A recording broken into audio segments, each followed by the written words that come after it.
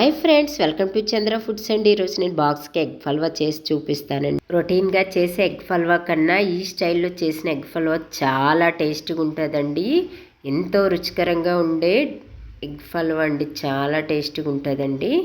ఎవరైనా మన ఇంటికి గెస్ట్లు వచ్చేటప్పుడు కూడా ఇలా చేసి పెడితే రెస్టారెంట్ ఫ్లేవర్లో ఉంటుందండి. చాలా టేస్టీగా ఉంటుంది ఈ ఎగ్ హల్వా. ఇలా ట్రై చేయండి. దీని ప్రాసెస్, ఇంగ్రీడియంట్స్ చూపిస్తాను ఫ్రెండ్స్. నా వీడియో తప్పకుండా స్కిప్ చేయకుండా లాస్ట్ వరకు చూడండి ఫ్రెండ్స్. స్టవ్ వెలిగించుకున్నానండి. నేను ప్యాన్ పెట్టుకున్నాను.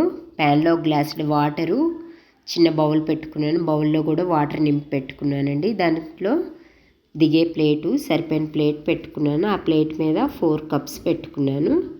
ఆ కప్స్కి కూడా ఆయిల్ అప్లై చేసుకోవాలి. ఒక్కొక్క డ్రాప్ ఆయిల్ వేసుకొని ఈ విధంగా ఆయిల్ని అప్లై చేసుకోవాలి.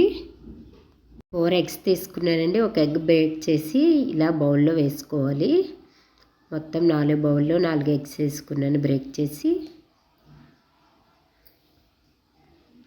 సాల్ట్ లైట్గా వేసుకోవాలండి. బ్లాక్ పెప్పర్ కూడా లైట్గా ఈ విధంగా బ్లాక్ పెప్పర్ వేసుకోవాలి. గరం మసాలా కూడా వేసుకోవాలండి లైట్గా. కారం కూడా లైట్గా వేసుకోవాలి. వేసుకున్నాక దీనికి సరిపోయిన మూత పెట్టుకొని క్లోజ్ చేసుకోవాలి.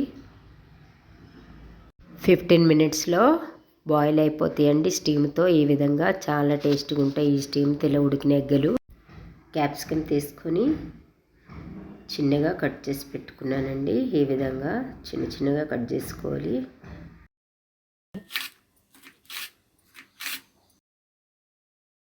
ఎగ్ పలావాకి కావాల్సిన ఇంగ్రీడియంట్స్ అండి.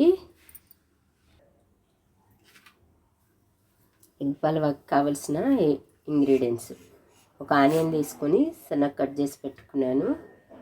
టమాటా ఒకటి కట్ చేసుకున్నాను. పచ్చిమిర్చి 5 కట్ చేసుకున్నాను.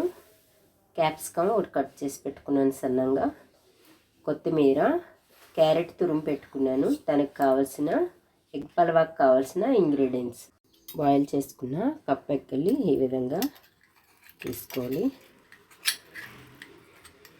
ఇలా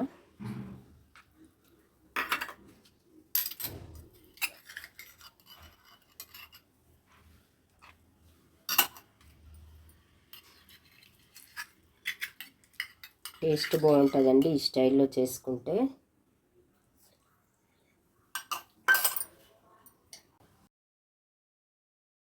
పలావాకి కావాల్సిన ఇంగ్రీడియంట్స్: బౌల్ రైస్ బాయిల్ చేసి పెట్టుకున్నాను.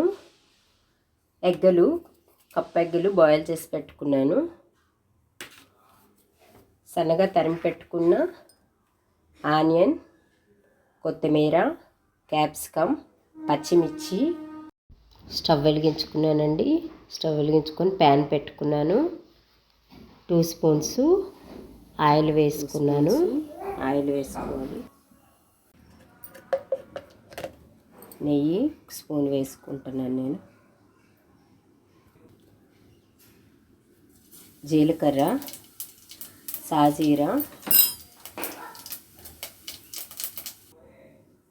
కరివేపాకు, పచ్చిమిర్చి వేసుకోవాలి. ఆనియన్ కట్ చేసుకుని ఆనియన్ వేసుకోవాలి.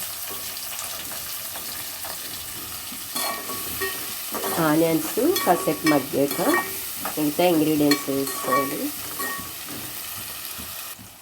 1 స్పూను అల్లం వెల్లుల్లి పేస్ట్ వేసుకోవాలి. టమాటా కట్ చేసుకుని వేసుకోవాలి.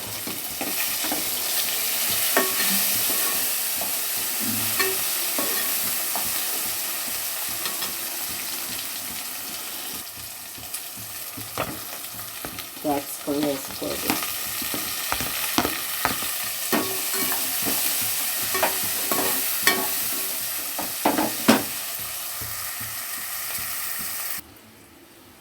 ఒక ఎగ్గు ఇందులో బ్రేక్ చేసుకోవాలి. కొత్తిమీర వేసుకోవాలి. కారం 1 స్పూన్ వేసుకున్నానండి. పచ్చిమిర్చి కట్ చేశాను కాబట్టి. బ్లాక్ పెప్పర్ వేసుకోవాలి 1 స్పూను. గరం మసాలా 1 స్పూన్ వేసుకోవాలి. రుచికి సరిపోయినంత సాల్ట్ వేసుకోవాలి. బాయిల్ చేసిన రైస్ వేసుకోవాలి. బాయిల్ చేసుకున్న రైస్ వేసుకొని కలుపుకోవాలండి. క్యారెట్ సన్నగా తురుము పెట్టుకున్న క్యారెట్ వేసుకోవాలి. కప్పు ఎగ్స్, బాయిల్ చేసిన కప్పు ఎగ్స్ కూడా వేసుకోవాలి.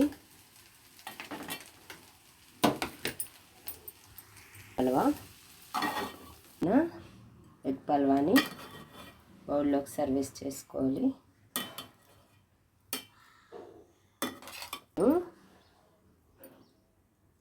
ఒక 1/2 చెక్క లెమన్ జ్యూస్ వేసుకోవాలి. ఇప్పుడు చేసే రొటీన్ స్టైల్ కన్నా ఈ డిఫరెంట్ స్టైల్లో చేసే ఎగ్ హల్వా అదిరిపోతుందండి. చాలా టేస్ట్గా ఉంటుందండి.